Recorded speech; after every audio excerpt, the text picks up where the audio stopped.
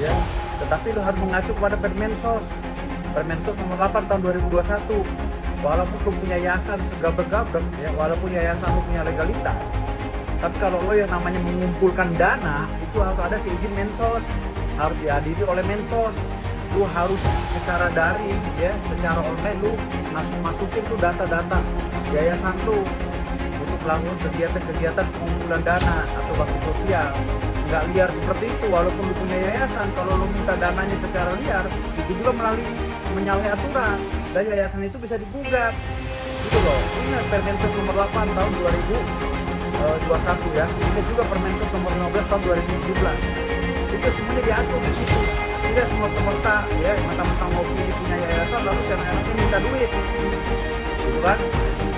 Mengarahkan sumbangannya kepada rekening dia, lalu nggak mau diaudit. Nah ini kan ribut semua gara-gara uangnya makin gede. Setelah uang menjadi 1 M lebih, jadi pada ribut kan? Gini, saya tidak ada kaitan apapun dalam kasus. Sama-sama cowok itu? Agus sama-sama Novi. Tapi kalau saya belajar kasusnya, kalau saya hanya menjadi aspek hukum, secara hukum uang itu sudah milik dari Agus. Secara hukum uang itu sudah dari Agus. Jadi tidak bisa dituntut uang itu dipakai untuk Agus. Tapi secara moral, kalau memang tidak dilakukan sesuai dengan tujuannya, secara moral itu proses. Tapi secara hukum dia sudah pemilik. Kan ada orang menyumbangkan uang ke dia. Waktu disumbangkan itu hak milik uang itu sudah beralih menjadi milik dia. Tapi kan harusnya tujuannya mengobati matanya, tapi dia bakal pakai BPJS katanya. Jadi secara nggak bisa lagi uang itu disalahkan. Oke. Diminta oleh John LBF itu meminta agar supaya laporan Agus itu dicabut ke Novi gitu Pak. Nah, kalau misalkan menurut Bapak dari praktisi hukum ya Pak ya, laporan Agus dari John LBF itu permintaan itu tuh menurut Bapak gimana? Jadi menurut saya kurang tepat. Kalau masyarakat mau menyumbang, sumbang aja. Tetapi saudari Novi juga meminta uang 1,3 miliar yang tidak ada hubungannya dengan dia, meminta dari Agus itu juga keliru. Maka saya sependapat dengan rekan-rekan pengacaranya Agus yang meminta supaya perjalanan keuangan daripada Novi itu diaudit. Jadi kenapa itu sangat perlu diaudit? Karena jangan sampai uang yang bukan haknya itu dimakan. Seperti ini kan, hak saudara Agus 1,3 miliar, tapi dinikahi kan tidak berdasar. Kemudian dia meminta uang juga dia atas nama Agus, itu juga tidak berdasar. Jadi oleh karena itu demi transparansi agar uangnya disita oleh kepolisian diberi ke pengadilan.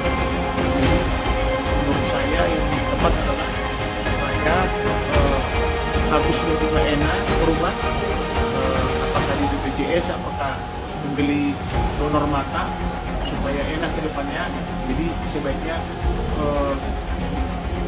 saudari Novi juga diperiksa keuangannya dan diaudit oleh akuntan publik.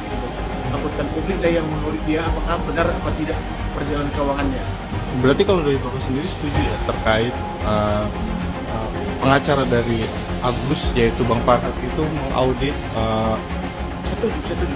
Karena kita juga sangat percaya kepada auditor kita akan melaksanakan tugas dengan benar. Apalagi saudara Novi ini kan meminta uang daripada Agus, sementara dia tidak ada hubungannya dengan uang itu.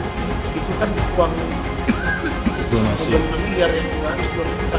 Itu kan dicari uang Agus, yang mencari itu temannya dia. Apa hubungannya dengan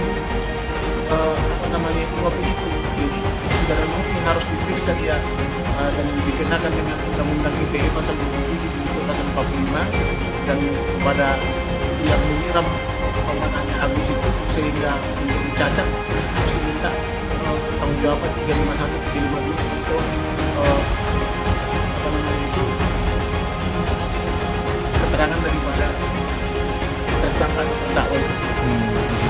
Tapi Agus juga menyayangkan Pak sikapnya itu melakukan Novi atas masukan pengacara yang di pengacaranya diduga itu pansos gitu karena melaporkan Novi gitu Pak.